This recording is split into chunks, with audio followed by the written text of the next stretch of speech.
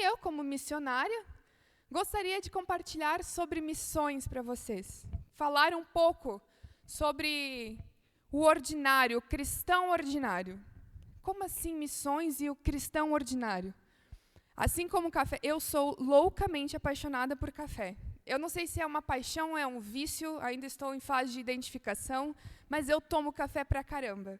Muito café, estudei muito sobre café, sobre grão, sobre torra, sobre as melhores planícies para plantar café, para colher café, como que torra. Eu amo, de verdade, café. Gosto de tomar. Me convide para um café, eu vou com muito prazer. Mas café é algo muito ordinário na nossa rotina. Se você não toma café, eu sinto muito por isso. Eu duvido um pouco do seu caráter, se você não gosta de café. Mas café está muito ordinário na nossa rotina. Levanta, toma aquele cafezinho, talvez depois do almoço, antes da sesta, você vai lá e toma um cafezinho preto. Se você não sesta, toma o café porque você não sesta. E aí continua a vida ali com o seu cafezinho ordinário, final da tarde, cafezinho também. Todas as oportunidades, um cafezinho. Ele é tão ordinário na nossa rotina que eu acho que é mais comum do que água. Eu percebi, quando eu vir para cá, que eu estou tomando pouquíssima água, eu tomei muito mais café do que água no tempo que aqui. Por quê? Porque café é quente, estou passando um frio do caramba, então eu tenho que me esforçar muito para tomar água, mas café eu não preciso me esforçar para nada. Eu tomo café a qualquer momento. Café é muito ordinário na nossa rotina. E o que é ordinário? É aquilo que é comum, aquilo que não é extraordinário. E a missão na vida do cristão precisa ser exatamente isso, ordinária. Precisa ser comum na nossa rotina.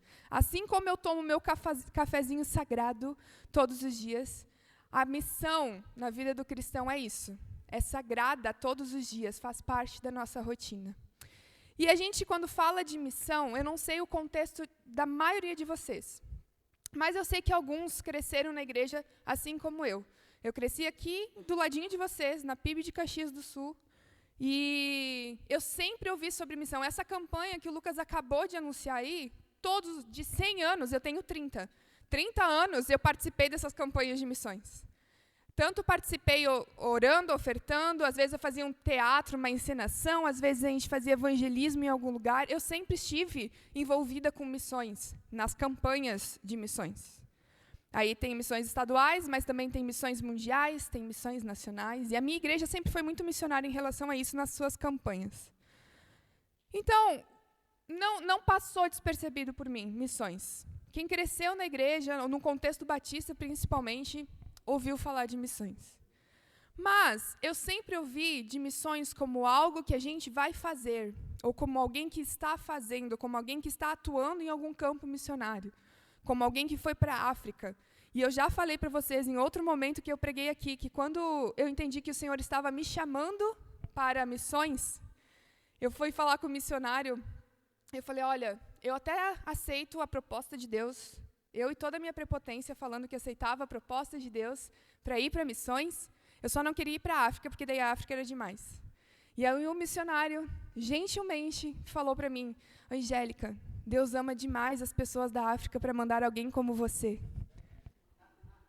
Doeu, mas me confrontou. Porque Deus não estava me chamando para um lugar, Ele estava me chamando para assumir uma responsabilidade que é de todos nós. E não que Deus ame menos as pessoas do Pará. Eu que comecei a amar mais a Deus e entendi o chamado dEle na minha vida. E aí começa essa história de que parece que missões é algo distante daquilo que a gente faz, parece que missões é isso aqui que foi passado, que a gente oferta, que a gente ora em um momento do culto, e às vezes participa de uma viagem missionária para o Uruguai, e eu incentivo muito todas essas coisas, nós precisamos assumir a responsabilidade de fazer todas essas coisas. Mas e a dona de casa que não pode largar sua casa para ir numa viagem missionária?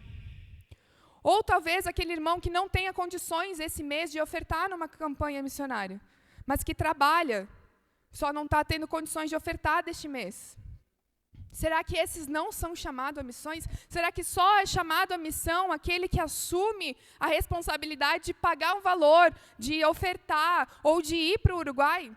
Eu morei em Santana do Livramento antes de ir para o Pará, como missionária lá também, bem na fronteira com o Uruguai, e tive muitas oportunidades de ir para o Uruguai. E, meus irmãos, se você tem o privilégio de fazer parte dessa viagem, vá. Vá de verdade.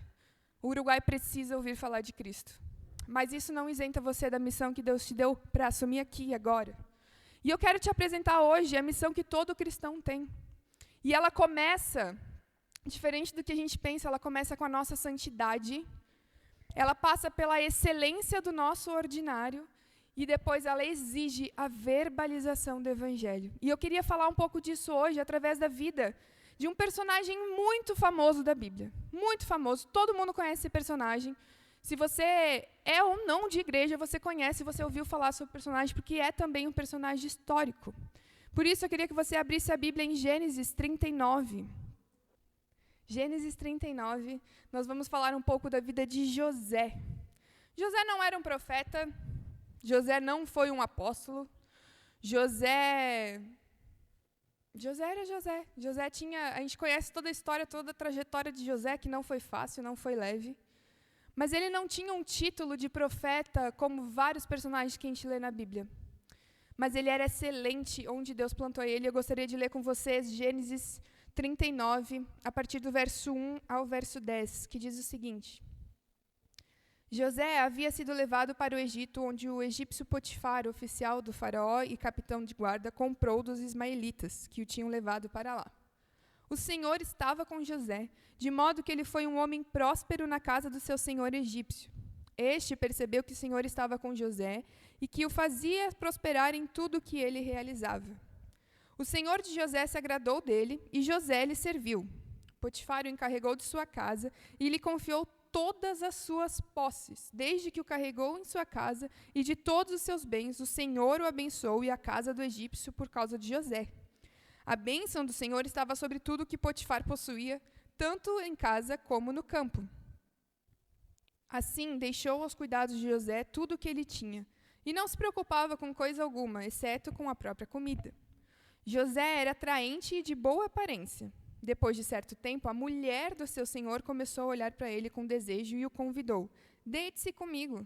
Ele, porém, recusou e lhe disse: O meu senhor não se preocupa com coisa alguma da sua casa e deixou tudo o que tem aos meus cuidados. Não há ninguém nesta casa maior do que eu. Ele nada me negou a não ser a senhora, porque é a mulher dele. Como poderia eu, então, cometer algo tão perverso e pecar contra Deus? Assim, embora ela insistisse com José, dia após dia, ele se recusava a deitar-se com ela e evitava ficar perto dela. Esse trecho de José sendo vendido como escravo, servindo com excelência ali na casa de Potifar. Aí ele vira mordomo da casa de Potifar. Depois a gente sabe um pouco o decorrer da história. Acaba fugindo da casa de Potifar, porque a mulher tentou ele ali. Ele teve que sair correndo, sem as vestes dele. Potifar acreditou em sua mulher, ele foi preso. Então, de escravo, ele vira mordomo, de mordomo, ele vira presidiário, de presidiário, ele depois vira governador. Esses primeiros versículos que a gente leu, de 1 a 10, em 10 versículos trata-se mais ou menos, historiadores contam mais ou menos 10 anos da vida de José. Porque ele foi vendido como escravo por volta de 17 anos, e ele foi preso por volta dos seus 27 anos. Então, em 10 versículos, a gente tem mais ou menos 10 anos da vida de José. Então, é um resumo muito pequeno da vida de José. E eu queria trazer alguns destaques para vocês aqui sobre como José viveu a sua missão e assumiu a sua responsabilidade, mesmo não tendo cargos super importantes, mesmo não sendo um profeta, mesmo não sendo um oficial verbalizador da palavra de Deus, José cumpriu a sua missão. Ele não era um sacerdote, obrigada, ele não era um profeta, ele era o filho mais novo, ele foi vendido como escravo, ele podia usar muitas desculpas para não assumir o seu papel como filho de Deus, como povo de Deus. Mas José encarou tudo isso. Depois ele foi prisioneiro, foi governador, e em nenhum desses lugares ele deixou de ser santo. Ele deixou de ser a representatividade daquilo que Deus é, que é santo. E em todos esses lugares ele era de Deus. E é sobre isso que a gente vai conversar, sobre como viver a missão de Deus, onde Deus nos plantou. José passou por um bocado de lugares. Eu repito, 10 anos em 10 versículos. Não foi assim, um dia ele foi vendido como escravo, no outro ele era mordomo. E no outro ele foi para a prisão, e no outro ele foi ser governador. Foram muitos processos no meio de tudo isso. Assim como é a nossa vida. Enquanto eu estudava para falar com vocês, eu estava vendo a minha vida nos últimos 10 anos. Eu me formei no seminário, eu voltei para Caxias, eu morei em Livramento, Rivera, eu estou lá no Pará, ano que vem eu vou voltar para ficar 6 meses aqui. Isso em 10 anos. E a minha vida nem é tão agitada como a de José foi aqui, nesse curto período. As transições não foram tão grandes. Eu não fui escrava e eu não fui mordomo de lugar nenhum. As transições são muito maiores. Mas José, pelos versículos aqui citados, pelo caráter dele exposto aqui, teve muitas oportunidades para usar como desculpa não ser aquilo que Deus espera que sejamos, não ser santo como Deus é. E por isso que a nossa missão não começa com aquilo que a gente faz, mas com aquilo que nós somos. Tudo começa na santidade. Eu não sei você, mas eu sou crente, rata de igreja, e uma das minhas maiores crises de sempre foi a respeito de qual era a vontade de Deus para a minha vida. O que Deus queria que eu fizesse? Será que Deus quer que eu faça meu sonho? E eu não sei porque eu tinha esse sonho, porque eu não sou boa nisso. Era cursar engenharia civil. Não sei porquê. Eu nem sou boa em matemática, dirá física. Mas eu queria fazer engenharia civil. E aí era a minha crise enorme. Será que eu vou para o seminário? Será que eu faço engenharia civil? Qual que é a vontade de Deus para a minha vida? E várias vezes isso se repetiu. E às vezes a gente fica nisso de perguntar para Deus qual que é a vontade dele para a nossa vida. Às vezes a gente fica nesse tanto de querer acertar a vontade de Deus para a nossa vida, que a gente começa a orar para cada decisão que a gente tem que tomar. E, por favor, não entenda errado, eu não estou dizendo que você não tem que buscar no Senhor a vontade dele para a sua vida, que você não tem que orar para entender o que Deus quer para a sua vida. Mas ficar perguntando para Deus o tempo todo, que roupa eu devo vestir, que decisão eu tenho que tomar em cada detalhe da sua vida, não é sinal de espiritualidade. É sinal de uma fé fraca. Porque a vontade de Deus para a nossa vida está muito clara na sua palavra. É a nossa santidade, e Ele deixou isso com todas as letras. A vontade de Deus para a nossa vida é a nossa santificação. 1 Tessalonicenses vai falar isso. Se você não sabia até agora o que Deus quer para a sua vida, o que Deus quer que você faça com a sua vida, se é para ser um profissional em tal área ou em tal área, eu não vou te dar essa resposta, mas eu vou dizer o que Deus falou para todos nós, é a nossa santificação. E aí você vai se dirigir nas suas escolhas com a seguinte pergunta: com as decisões que eu tenho tomado, eu tenho me aproximado de quem Deus é e da sua santidade? Ou as decisões que eu tenho tomado me afastam daquilo que Deus é, da sua santificação? E isso é relacionamento com o Senhor. Isso é assumir esse papel de se aproximar de Deus, de conhecer Ele cada vez mais, para que a gente não precise ficar fazendo pergunta o tempo todo, mas Deus, o que o Senhor quer que eu faça? Se a gente está no nosso trabalho, numa decisão difícil a ser tomada, aí você não vai, espera aí, 2 minutos, preciso orar, e aí do nada vai aparecer um anjo com uma carta com a resposta do Senhor. Ele pode fazer isso? Ele pode, porque Ele é Deus e Ele pode todas as coisas. Mas Ele já deixou claro qual é a vontade dEle para a sua vida, Ele já deixou claro as respostas desses questionamentos. Se algo te aproxima de Deus, se algo te aproxima da sua santidade, assume essa responsabilidade, tome essa decisão. Se aproxime do Senhor, essa é a vontade dEle para a sua vida. Eu lido muito com adolescentes, e todas as suas crises. Adolescente ali nos seus 16, 17 anos, que acha que nessa fase precisa decidir o resto da sua vida. E eu entendo a crise deles. Mas o que eu sempre digo é, eu estou entre uma faculdade e outra. Essa faculdade, esse curso, a sua profissão, as suas escolhas de relacionamento, te aproximam do Senhor e da sua santidade, do seu caráter? Ou aquilo que você tem escolhido tem sido questionado? Eu não sei se vocês conheceram, mas uma época era muito famosa a pulseirinha, o que Jesus faria, né? What does Jesus do? E aí tinha a sigla aqui. E as pessoas andavam, e aí, meu Deus, estou em um momento decisivo, e eu olhava para aquilo, e o que Jesus faria neste momento? Parece meio emblemático, meio... Mas é exatamente isso. Relacionamento e santidade com o Senhor é entender que em determinado momento você vai ser questionado a respeito de o que Jesus faria naquele momento. Porque nem sempre a gente vai ter um tempo de fazer um jejum de oração e de dias para tomar decisões. A gente vai ser posto à prova todos os dias. E é nisso que o nosso caráter e a nossa santidade é revelada. Porque quanto mais eu me aproximo do Senhor, mais eu me afasto daquilo que desagrada a Ele. Quanto mais próximo eu estou da luz, mais longe eu estou das trevas. E aí as minhas decisões vão refletir aquilo que Deus quer para a minha vida, que é a minha santidade. A missão começa na nossa santidade. Não adianta a gente vir aqui e ofertar para a campanha de missões se a nossa vida está um caco. Sim, continue ofertando, mas ajeite a sua vida, busque a santidade no Senhor. É isso que revela, é isso que começa a missão, pela nossa santificação. José era um adolescente quando foi vendido, 17 anos, 16, 17 anos. Não um adolescente como os de hoje em dia. E eu falo porque eu tenho propriedade para falar, porque eu trabalho com adolescentes. Glória a Deus pela vida dos adolescentes. Mas era diferente a realidade. Mas era um adolescente, 16, 17 anos. E mesmo que ninguém acreditava nele, sendo um escravo, desmoralizado, ele escolheu não se contaminar com tudo ao seu redor. Ele tinha todas as possibilidades, todo o cenário possível para lavar as mãos e dizer, o Senhor me abandonou, olha o cenário que eu estou. Mas José não se contaminou. Ele não tinha a Bíblia, ele não tinha um culto, ele não tinha o discipulador, ele não tinha uma igreja todo domingo em que o pastor exortava e confortava o seu coração. Ele não tinha uma família. José estava abandonado por todas as circunstâncias ao seu redor. Mas ele permaneceu firme e a gente olha para esse texto e vê o caráter de José ali. O Senhor estava com ele. Tudo ao seu redor era abençoado, porque o Senhor estava com ele, diante da sua fidelidade.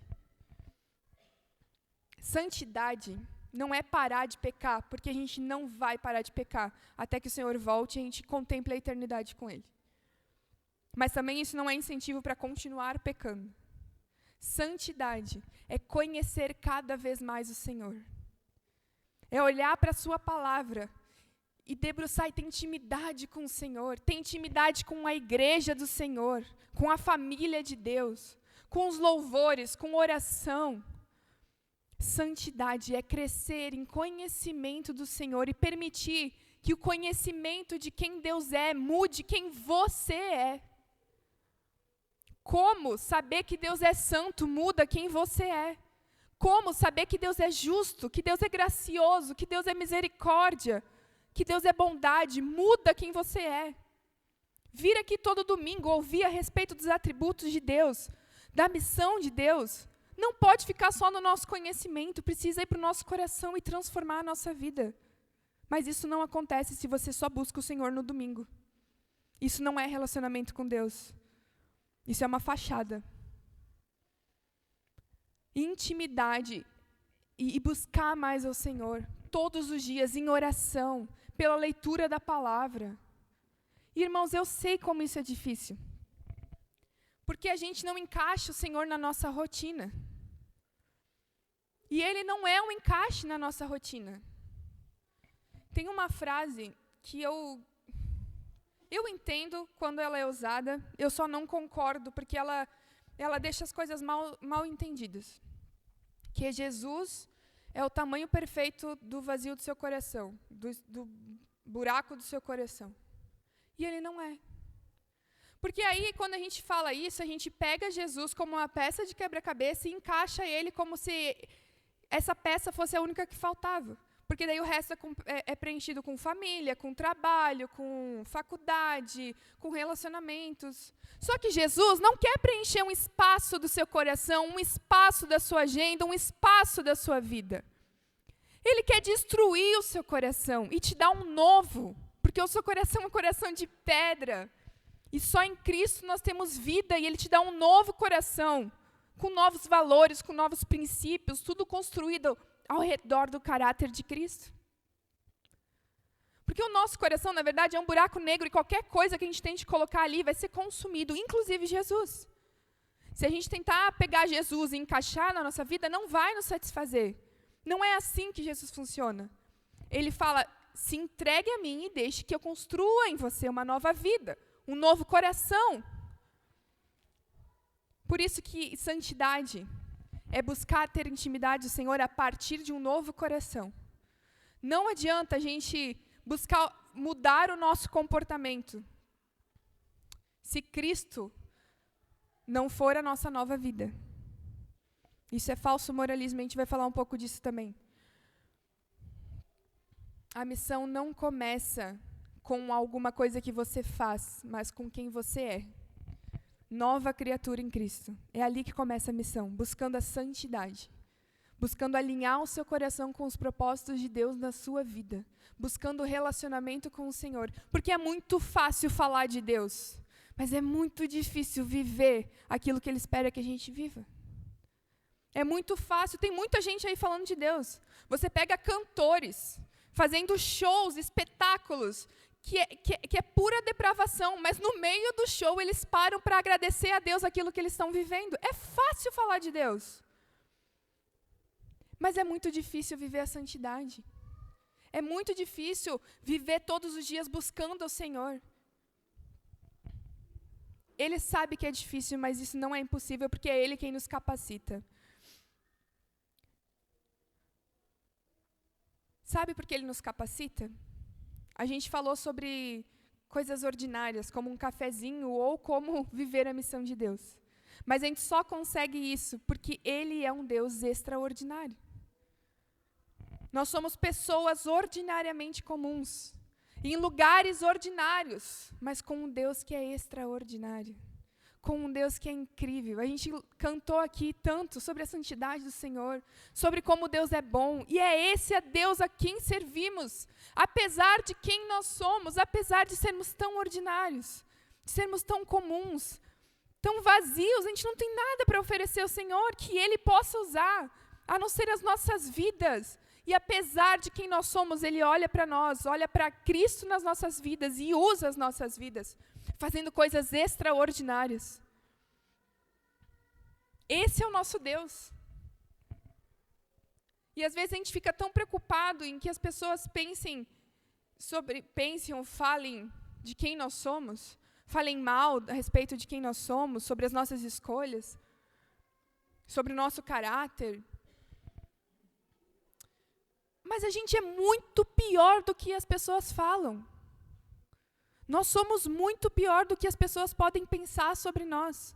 E mesmo assim, o Senhor, sabendo disso, conhecendo as intimidades do nosso coração, escolheu nos usar e escolheu nos dar o privilégio de conhecê-lo e de fazê-lo conhecido.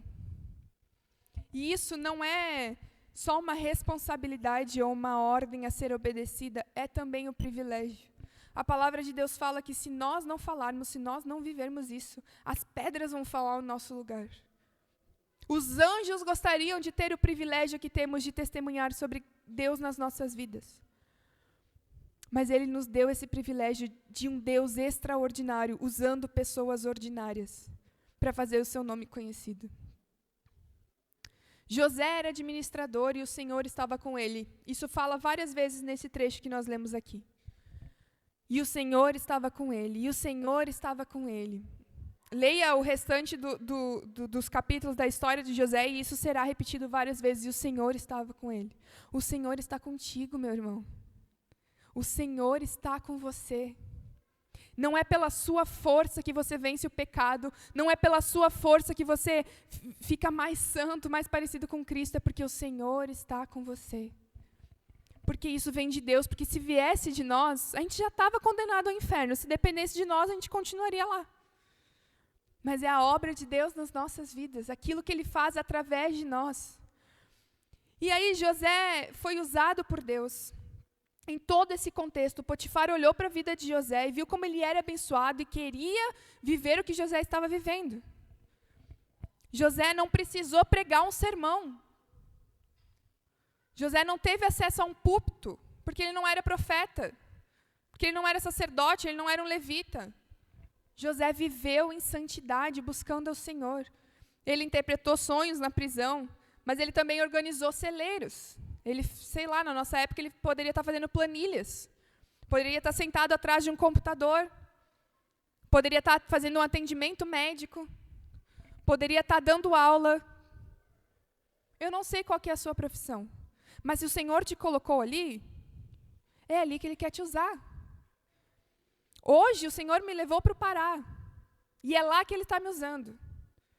Mas eu não sei aonde o Senhor vai me colocar nos próximos anos. Talvez eu volte, não sei. Talvez eu volte a viver em Carlos Barbosa. Tenho um trabalho aqui e é ali que Ele vai me usar. Porque não depende de onde eu estou, mas do meu Deus e da obra que Ele faz através da minha vida. Através da sua vida. Não depende do lugar ou do que a gente está fazendo. Depende da obra que Deus fez através das nossas vidas. De que sejamos excelentes em tudo que fizermos. Em tudo que José fez, ele fez com excelência. Ele era um excelente escravo. E ele foi um excelente prisioneiro. Às vezes a gente coloca desculpa nas condições que a gente tem, onde a gente está, o que a gente está vivendo. Mas a verdade é que se Deus te colocou ali, Ele te colocou para ser excelente, para ser fiel na sua excelência. Eu não sei qual que é a sua profissão, mas seja o melhor que você puder na sua profissão. Se você é dona de casa, seja uma excelente dona de casa, porque ali Deus vai ser glorificado. Se você é professor, seja um excelente professor, porque é ali que Deus vai ser glorificado. Se você é estudante, seja um excelente estudante, porque é ali que a graça de Deus, a glória dele vai ser manifestada, através daquilo que você faz. Você não precisa estar num campo missionário para ser chamado de missionário. Porque essa responsabilidade não é só minha, não é só do pastor, é sua. E essa responsabilidade começa com excelência. Onde você estiver, seja excelente, porque é isso que Deus quer que você seja. É na sua excelência, no seu profissionalismo, no seu cuidado com as pessoas, que Deus também será conhecido. Seja um profissional diferente, que valoriza realmente o trabalho, que dignifica o trabalho, com valores morais. E aí vai um cuidado muito importante. A gente precisa estar atento para uma linha muito tênue, principalmente hoje em dia, que é confundir o evangelho com valores morais. O evangelho não é sobre moralidade. O evangelho não é sobre novos valores. Ele é sobre uma nova vida. Não confunda moralidade com o evangelho. José viveu com valores muito justos no Egito, mas sempre apontando para Deus e não para si mesmo. Ele não se encaixava naquela cultura egípcia. Assim como nós não devemos nos encaixar na cultura deste mundo. Mas os nossos valores e a nossa moral não são o evangelho. O evangelho é uma pessoa. É Cristo. Tem um livro, eu li recentemente para um curso, que é Tribos Morais, do Jonathan Haidt. Não é um livro cristão, e ele foi específico para a minha área de atuação, ali lidando com os jovens e adolescentes. E ele fala sobre as tribos morais que todos temos, que o mundo inteiro tem. E elas são definidas, ele fala 6 contrapontos morais, 6 fundamentos, que é o cuidado versus o dano, justiça versus trapaça, lealdade versus traição, autoridade versus subversão, pureza e degradação, liberdade e opressão. Parece muito com aquilo que a gente vê na Bíblia, sobre valores morais. Mas isso está em todas as tribos. Nós somos separados por tribo moral e os cristãos têm uma moral diferente. E até dentro do cristianismo temos várias tribos morais. Mas isso não define o evangelho. Tem muita gente usando valores morais para substituir o evangelho. As pessoas constroem sistemas morais alternativos, baseados na justiça, na lealdade, na submissão, e vivem com esses valores, mas sem arrependimento, sem a cruz de Cristo. Isso não é cristianismo. Tem muita gente muito boa, com caráter exemplar, com uma vida que não poderia ser repreendida de forma nenhuma, mas que não conhece a Cristo. E isso não faz dela um crente. Assim como dentro da igreja tem muita gente com uma moral excelente, mas que nunca teve um arrependimento ou tem um relacionamento com o Senhor, porque firma a sua vida baseado naquilo que é moralmente importante. A moral imita o cristianismo. Valores morais são importantes. Nós recebemos novos valores morais, nós recebemos novos princípios quando estamos em Cristo, como somos novas criaturas em Cristo. Mas isso não é cristianismo. A moralidade te faz parecer bom. É muito fácil, seria muito mais fácil se quando a gente entrasse na igreja, quando a gente conhecesse a Cristo, a gente recebesse uma lista de coisas que a gente deve ou não deve fazer. Porque a gente saberia, era muito mais fácil preencher uma lista de requisitos e viver isso e apresentar lá no juízo final, Deus, eu preenchi toda a sua lista de requisitos. Porque isso nos faz parecer bom, nos faz parecer mais aceitos. Mas a moralidade te faz parecer bom, só que o evangelho te mostra que você não é. Mas foi alcançado por quem é bom. E apesar de quem ele é, apesar de quem nós somos, ele nos alcançou. Apesar de não sermos bons, e a palavra de Deus fala isso, que todos pecaram, todos estão afastados da graça de Deus, de que não há um justo sequer. Mesmo com toda a sua moralidade, mesmo com toda a sua máscara de santidade, você não é justo.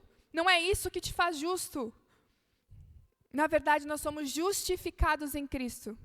E mesmo sendo mal, mesmo o Evangelho mostrando que nós somos maus, nós somos justificados em Cristo, por aquele que é infinitamente bom. José não caiu em pecado, só não caiu em pecado com a esposa de Potifar, não porque ele era moralmente bom, não porque ele era bonzinho. Ele fala na sua palavra, no versículo 9.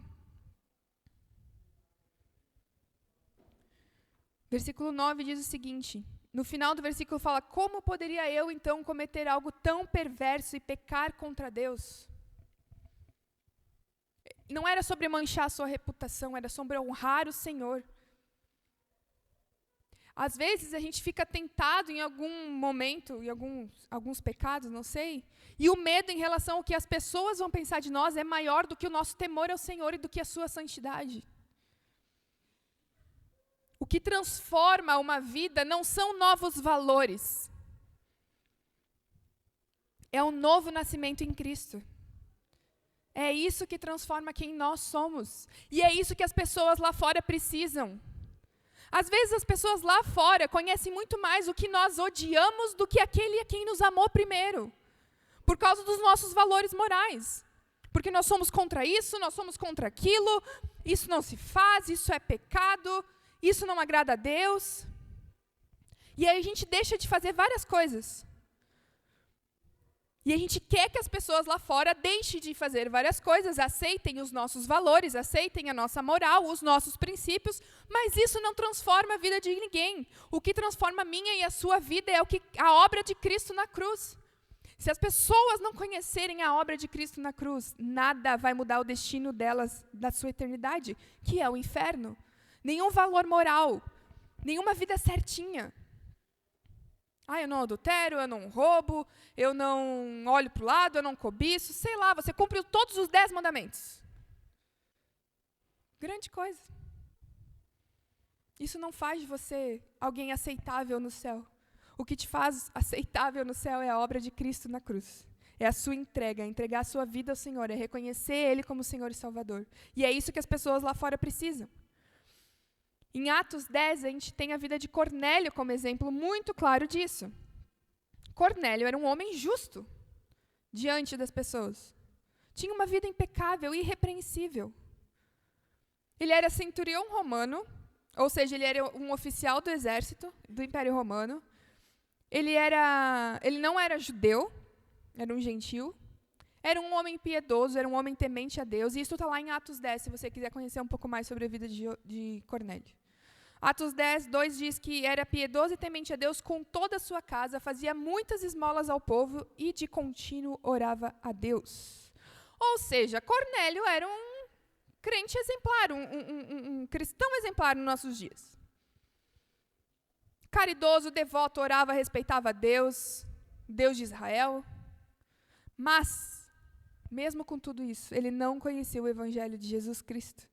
E foi necessário que Deus enviasse um anjo para Pedro para dizer, vá até lá. Fale com Cornélio, pregue a Cornélio. O anjo manda Cornélio buscar Pedro, na verdade, que está em outra cidade, para ouvir o que realmente importava, para ouvir o que Cornélio realmente precisava. Às vezes a gente tem medo de falar para as pessoas moralmente boas que elas são pecadoras e miseráveis e precisam de Cristo. Mas você está condenando essa pessoa, ou melhor, deixando que ela seja condenada ao inferno. Porque ela é moralmente boa na sua ótica. Se Pedro não tivesse ido falar com Cornélio, qual seria o destino de Cornélio? Um homem tão bom.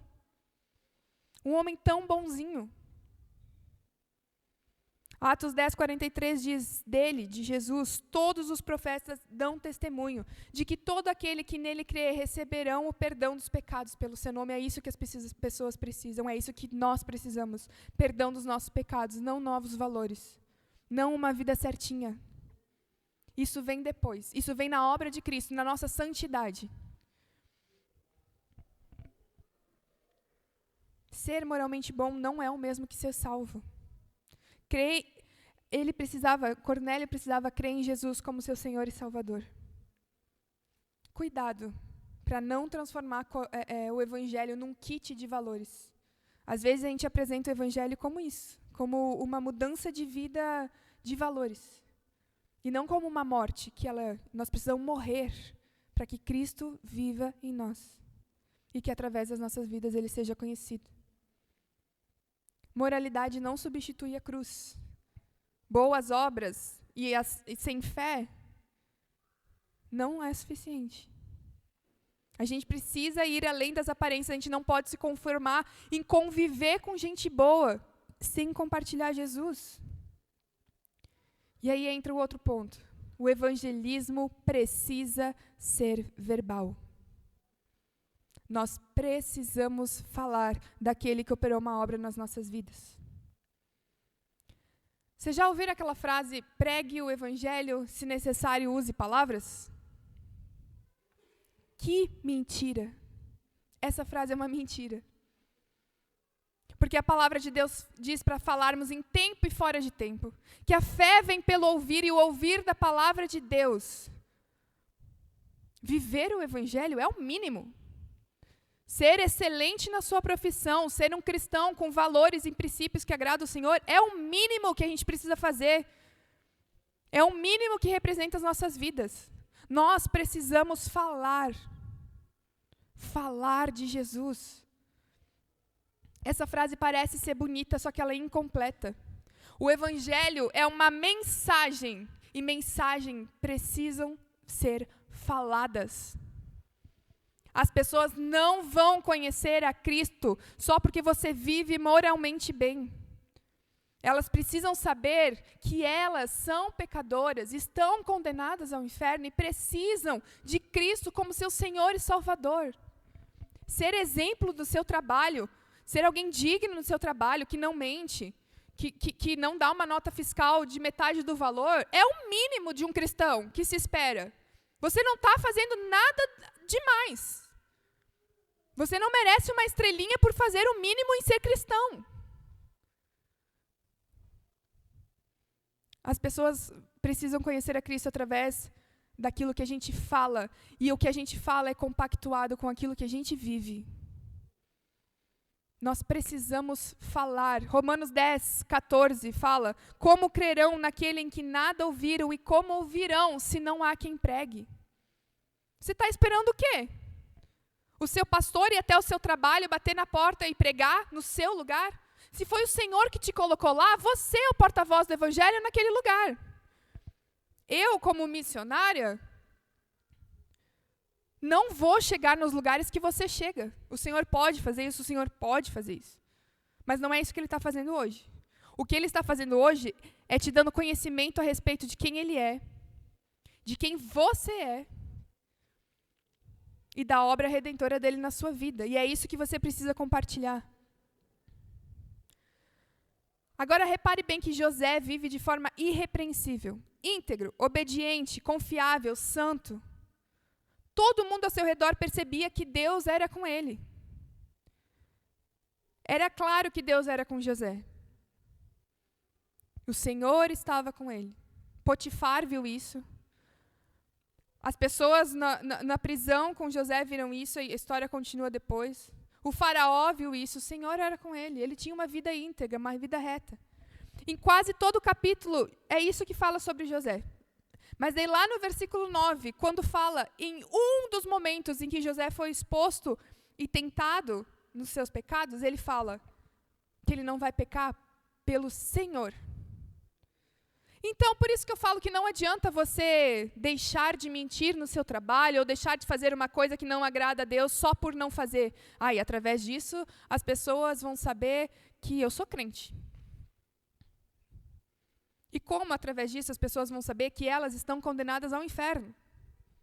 Como, através do seu bom moralismo, dos seus bons costumes, as pessoas vão saber que precisam conhecer a Cristo como seu Senhor e Salvador? Se você não falar por que você faz o que você faz, ou por que você deixa de fazer o que você deixa de fazer. Seja santo, porque a missão começa aí. Seja excelente, porque esse é o padrão de Deus nas nossas vidas, a excelência em tudo que a gente faz. A glória de Deus é vista nisso também. Mas a santidade não explica o Evangelho. Ela é o reflexo da obra de Cristo em nós. Mas aquilo que você vive só por viver não explica o Evangelho, porque o Evangelho é uma pessoa santa que veio até nós, que morreu e ressuscitou para que nós tivéssemos relacionamento com Ele de novo. E é isso que precisa ser dito. Viver como cristão é o mínimo, é essencial. Mas não é suficiente para que as pessoas conheçam a Cristo. Deus não nos chama para sermos boas pessoas. Ele nos chamou para sermos testemunhas, para fazermos discípulos. E testemunha que não fala, não testemunha. Se você não está falando a respeito da obra de Cristo da sua vida, você não está testemunhando. Se você acha que o que você vive é suficiente, eu só estou vivendo, eu sou um bom cristão, eu sou íntegro, você não está testemunhando. José não era pastor, José não era um teólogo, ele não foi fazer um curso num seminário. Ele não tinha acesso a uma Bíblia impressa. Mas mesmo assim, ele deixou claro que a maneira com que ele vivia apontava para o seu Deus e não para as suas obras ou sua boa moral. Ele disse que não pecaria contra Deus. E a gente? Quantas oportunidades a gente deixa passar escondido atrás de uma moralidade silenciosa? Fingindo que, se escondendo de uma máscara, em uma máscara de santidade. E aí a gente ainda condena as pessoas ao nosso redor, para que eles também vivam a nossa mesma moralidade, a nossa mesma santidade. Mas deixa eu te falar, que se não for através de Cristo, não adianta moralidade nenhuma. Nada vai salvar da condenação do inferno aqueles que precisam de Cristo. A fé vem pelo ouvir e o ouvir da palavra de Deus. A Bíblia não está falando que a fé vem ao ver as boas atitudes. Ela está falando que vem pelo ouvir. Enquanto Cristo não for verbalizado na sua vida, as pessoas ao seu redor não vão conhecer aquele que realizou essa obra. E aí talvez você pense, Angélica, mas eu não sei falar de Cristo. Eu nunca fiz um curso de evangelismo, eu não sei como começar uma conversa evangelística, eu não sei como eu posso falar de Cristo para as pessoas. Eu não tenho o dom de pregar, eu não tenho eu sou tímido, eu não consigo falar, eu não sei como puxar um assunto, eu não sei evangelizar. Se você se identifica como essa pessoa, meu irmão, deixa eu te carinhosamente e com muito amor te ajudar. Se você não sabe como compartilhar, aprenda. Aprenda. Tudo a gente aprende. Porque isso a gente deixa passar. Se você não sabe falar da obra redentora que te tirou do inferno, aprenda. Não tem tempo para usar desculpa. Aprenda. Use a sua vida como um testemunho daquilo que Deus fez. Ah, mas eu não era um bêbado que vivia drogado e aí eu fui curado e encontrei Jesus. Meu irmão, você estava morto e Cristo te deu vida. Aprenda a falar sobre isso. Olhe para a palavra de Deus e aprenda. Peça ajuda ao seu pastor. Eu não sei como você pode aprender. Deus pode te dar esse dom. Deus pode te dar a ousadia de falar. Ore, se relacione com Ele, leia a palavra, decore os versículos. Crie oportunidades, mas aprenda. Nós estamos falando da mensagem que te tirou do inferno, que te tirou de lamaçal de pecados. A gente não está falando de uma fofoca. Aprenda. Aprenda, estude, ore, pratique. Não se cale. Não tenha vergonha de falar daquilo que salvou a sua vida eternamente. Porque não é sobre o que você fala ou sobre a sua história, é sobre o que Cristo fez através de você.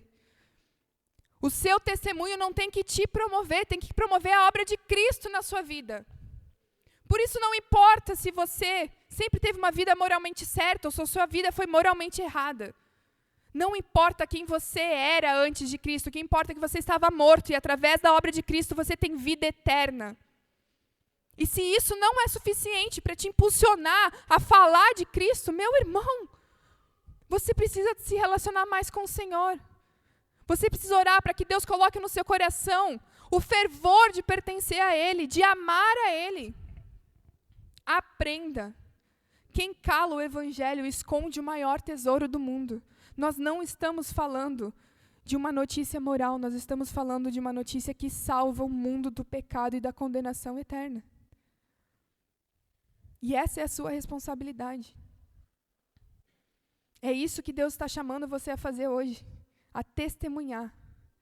José não era missionário de passaporte, ele não viveu uma missão, ele não foi para a África, ele não veio para o Brasil. José não foi enviado a um lugar distante para falar de Deus. Ele viveu aqui onde Deus o colocou, nas circunstâncias que Deus o colocou. Ele foi santo, ele foi excelente, ele foi corajoso. Ele verbalizou o que Deus fazia. E você? Você está vivendo a missão? Ou você está vivendo moralmente correto? Não espere um missionário ser enviado para o seu lugar onde você está. A missão começa na sua santidade. Ela passa pela excelência em que Cristo é manifestado. E ela transborda pela sua boca. Nós precisamos transbordar quem Cristo é. Verbalizar. Cristo morreu pela sua vida. Para que você tivesse vida e para que você o anunciasse. E anunciar o Senhor é um privilégio. José era um jovem comum, era um jovem ordinário, vivendo uma realidade nada fácil. Mas ele foi santo, ele foi excelente, ele foi fiel e ele foi usado. E você também pode viver isso. Você também pode viver o extraordinário do Senhor, através do ordinário. Pela obra que Cristo faz na sua vida e não pelas obras que você faz. Não espere. Se o Senhor vai te levar para algum lugar específico, glória a Deus por isso. O Senhor me levou para o Pará, não me levou para a África. O Senhor me trouxe aqui e Ele pode te levar a lugares absurdos. Mas o lugar que você está hoje é onde Ele te colocou e é onde você será cobrado. A missão começa com santidade. Passa pela excelência no ordinário e se completa com a proclamação do Evangelho. Você não precisa de um cargo religioso para viver a missão. Você não precisa ir para uma viagem missionária. Você não precisa estar num púlpito, você não precisa de um microfone. Você precisa de um coração rendido ao Senhor. E é isso que nós temos a oferecer ao Senhor, só isso, um coração, para que Ele faça a obra dEle nas nossas vidas. Eu fiz essa imagem com inteligência artificial, estou muito orgulhosa dela, mas eu sei que falta muita coisa de Carlos Barbosa aqui. Mas é aqui onde o Senhor te colocou. Carlos Barbosa. Não sei se você é só daqui, se você é daqui da região. Mas é aqui que começa. Quantos habitantes tem Carlos Barbosa? Quantos habitantes, alguém sabe? 38 mil. Parece uma cidade pequena, mas olha ao seu redor, e essas são as pessoas que o Senhor separou hoje para alcançar 38 mil pessoas ali fora. Eu não estou aqui, não foi aqui onde o Senhor me colocou, foi aqui onde o Senhor te colocou. Onde você estiver. A missão começa onde você está hoje. Ela não começa quando você se preparar melhor. Ela não começa quando você fizer um curso de evangelismo. Ela não começa quando você se sentir preparado. Ela começa a partir do momento que você tem uma nova vida em Cristo. É aí que a missão começa. O Senhor está te colocando para que você faça discípulos e que você faça o nome dele conhecido. Através da sua santidade, através da sua excelência e através daquilo que você fala, compactuando com tudo aquilo que você vive. Que o Senhor tenha misericórdia de nós, como Ele teve de José. Talvez você nunca vai prosperar como José. Talvez a gente nunca prospere da maneira que José tem prosperado. Aqui, nesse trecho. Mas não é sobre a nossa história, é a história que Cristo escreve através das nossas vidas. Amém? Gostaria de orar com você. Senhor, nós somos gratos a Deus pela Tua obra em nós. Somos gratos porque, mesmo a gente não merecendo, Deus, o Senhor continua trabalhando nos nossos corações, o Senhor continua insistindo nas nossas vidas. E como é bom, ó Deus, descansar na Tua obra, através de nós e em nós, ó Pai. Como é bom descansar na obra que o Senhor fez por nós naquela cruz, Pai. Nós te louvamos porque um dia alguém teve a ousadia de compartilhar com nós o Evangelho. E pedimos, ó Deus, tem misericórdia de nós, ó Deus. Abre os nossos olhos, olhar os campos prontos para a colheita, ó Deus. Pessoas que estão mortas, caminhando para o inferno, ó Deus, que precisam do Teu amor, que precisam da Tua salvação. Pai, nos dê a ousadia e a coragem de falar, ó Deus, sobre um amor que nos resgatou e que está pronto para resgatar, ó Deus, muitas pessoas. Que privilégio é poder falar e testemunhar da Tua obra, Deus. Nos ajude, nos capacite com sabedoria, com ousadia, com as palavras certas, com os versículos certos, ó Deus. Nos dê a oportunidade de testemunhar sobre o Teu amor, ó Deus. De ter esse privilégio de ser participante e cooperador na Tua obra, Pai. Muito obrigado, porque o Senhor já tem feito maravilhas e nós podemos testemunhar hoje os Teus milagres, as Tuas maravilhas, Senhor. Que privilégio é poder ouvir, ó Deus, das Tuas obras. Mas também é um privilégio, ó Deus, testemunhar isso lá fora, lá no mundo, Pai. Não só aquilo que nós vivemos, mas daquilo que falamos. Porque as pessoas precisam ouvir, ó Deus, e nós precisamos ter a coragem, a ousadia de falar. Que elas estão mortas, assim como um dia nós estivemos, ó Pai. Mas que o Teu amor vivifica, que o Teu amor dá vida, que o Teu amor muda destinos da eternidade. Em nome de Jesus, ó Pai, nós oramos pedindo, nos ajude, ó Deus, porque nós precisamos de Ti, nós não conseguimos sozinhos. Que não esperamos a próxima semana, que não esperamos o próximo passo, ó Deus. Que hoje à noite, ao voltarmos para as nossas casas, possamos desde já colocar pessoas diante de Ti, orando especificamente por alguém, para que essas pessoas sejam os nossos alvos essa semana, para ouvir o Teu amor, para ouvir o Teu Evangelho, Senhor. Nos ajude, nos capacite, precisamos de Ti para todas as coisas, ó Deus. Nós entregamos este culto a Ti, nós entregamos este momento a Ti, essas palavras, tudo, ó Deus, para que o Senhor opere em nós, continue operando em nós a Tua obra redentora e a Tua santidade, ó Pai. Em nome de Jesus, oramos agradecidos, certo que o Senhor nos ouve, que a Tua vontade é perfeita e agradável, Pai. Em nome de Jesus, amém.